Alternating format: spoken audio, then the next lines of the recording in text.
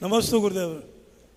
गुरुदेव, मैं 14 तारीख को आपके विहार के साथ में चल रहा था तो स्कूटर से गिर गया, तो थोड़ी हल्की हल्की मोच आ गई। तो मेरे एक मित्र ने कहा जरूर तेरे कोई पाप किए होंगे इसलिए ये काम हुआ। तो मैंने भी मान लिया कि वास्तविक कुछ न कुछ तो हुआ होगा जब ये मुझे मोच आई।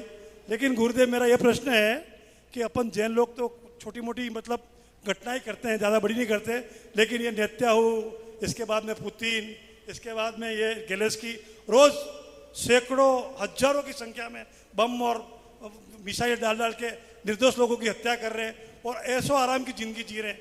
तो भगवान उनके लिए भी कुछ सोचे। ऐसे देखिए अशोक जी, ऐसा है, जिसने आपसे पूछा था वो कैसा है, ठीक है वो बिल्कुल ओके हो तो।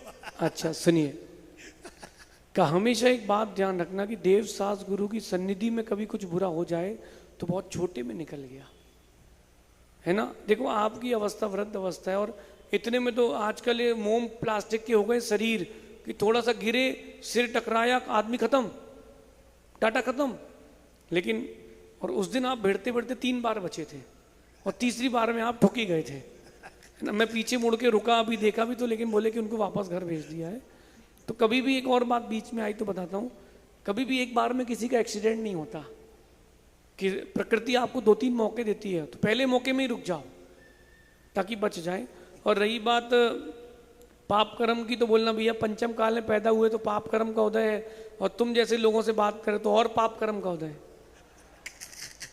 और एक बात जो बोलते हैं ना कि जो लोग पाप कर रहे हैं उनका बहुत अच्छा हो रहा है, देखो उनका पूरे पाप कर्म का उदय, उनके पूरे पुण्य कर्म का उदय आ रहा है ताकि उनको नरक जाने में दिक्कत नहीं हो। क्योंकि एक भी पुण्य की कर्म की कणिका शेष रह गई तो नरक नहीं जा पाएंगे। जब तक पूरा पुण्य का क्षय नहीं होगा, बैलेंस, नरक नहीं जा पाएगा। तो वो लोग जो पाप कर रहे हैं, बम गिरा रहे हैं, मांस खा रहे हैं, सप्त व्यसन में लीन है, सारे कुकर्म कर रहे हैं, उनके देखो पैसा बढ़ेगा। क्यों बढ़ेगा? क्योंकि उनका पूरा पुण्य उदय में आएगा और नरक जाने में तकलीफ नहीं होगी। हो सकता है आपकी बहुत बड़ी घटना हो और केवल मोच में निकल गई, ये अपना पुण्य कर्म है, ऐसा समझिए।